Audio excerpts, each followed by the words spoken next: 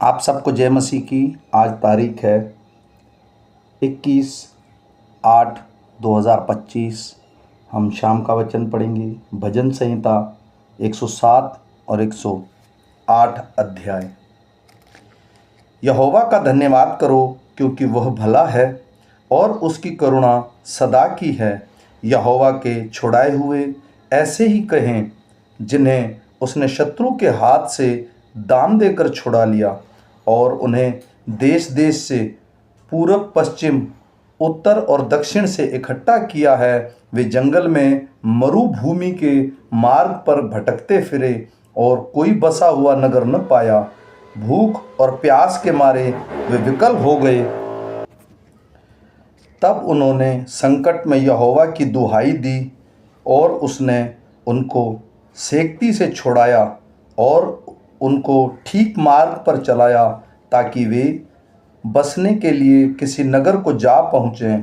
लोग यहोवा की करुणा के कारण और उन आश्चर्य कर्मों के कारण जो वह मनुष्यों के लिए करता है उसका धन्यवाद करें, क्योंकि वह अभिलाषी जीव को संतुष्ट करता है और भूखे को उत्तम पदार्थों से तृप्त करता है। जो अंधियारे और मृत्यु की छाया में बैठे और दुख में पड़े और बेड़ियों से जकड़े हुए थे, इसलिए कि वे परमेश्वर के वचन के विरुद्ध चले और परम प्रधान की सम्मति को तुच्छ जाना, तब उसने उनको कष्ट के द्वारा दबाया। वे ठोकर खाकर गिर पड़े और उनको कोई सहायक न मिला। तब उन्होंने संकट में यहोवा की दुहाई दी और उसने सेक्ती से उनका उद्धार किया। उसने उनको अंधियारे और मृत्यु की छाया में से निकाल लिया और उनके बंधनों को तोड़ डाला। लोग यहोवा की करुणा के कारण और उन आश्चर्य कर्मों के कारण जो वह मनुष्यों के लिए करता है उसका धन्यवाद करें, क्योंकि उसने पीतल के फाटकों को तोड़ा और लोहे के बेंड़ों को टुकड़े टुकड़े किया। मूढ़ अपनी कुचाल और अधर्म के कामों के कारण अति दुखित होते हैं। उनका सा जी सब भांति के भोजन से मचलाता है और वे मृत्यु के फाटक तक पहुँचते हैं। तब वे संकट में यहोवा की दुहाई देते हैं और वह सेक्ती में से उनका उद्धार करता है। वह अपने वचन के द्वारा उनको चंगा करता और जिस गड्ढे में वे पड़े हैं उससे निकालता है।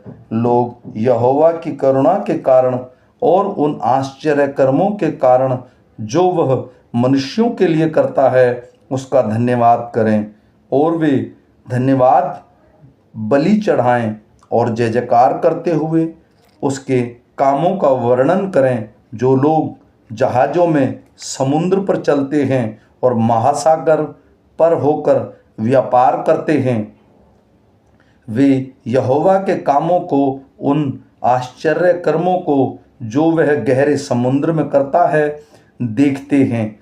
क्योंकि वह आज्ञा देता है तब प्रचंड वायर उठकर तरंगों को उठाती है। वे आकाश तक चढ़ जाते फिर गहराई में उतर जाते हैं और कलेश के मारे उनके जी में जी नहीं रहता। वे चक्कर खाते और मतवाले की भांति लड़खड़ाते हैं और उनकी सारी बुद्धि मारी जाती है। तब वे संकट में यहोवा को दुहाई देते हैं और वह उनको सेक्ती से निकालता है। वह आंधी को शांत कर देता और तरंगें बैठ जाती हैं। तब वे उनके बैठने से आनंदित होता है और वह उनको मनचाहे बंदरगाह में पहुंचा देता है। लोग यहोवा की करुणा के कारण और उन आश्चर्य कर्मों के कारण जो वह मनुष्यों के लिए करता है उसका धन्यवाद करें और सभा में उसको सराहें और पुरानियों की बैठक में उसकी स्तुति करें।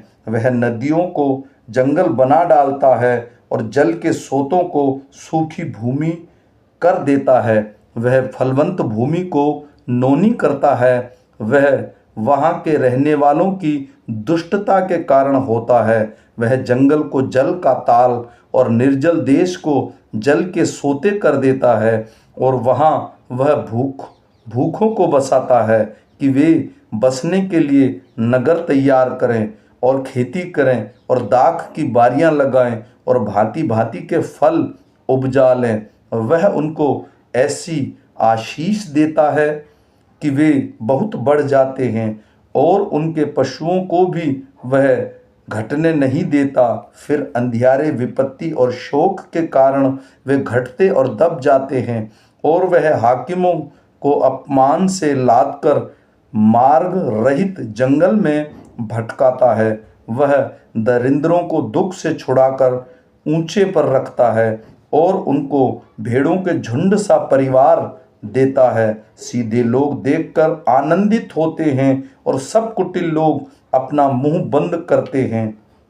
जो कोई बुद्धिमान हो वह इन बातों पर ध्यान करेगा और यहोवा की करुणा के कामों का ध्यान करेगा।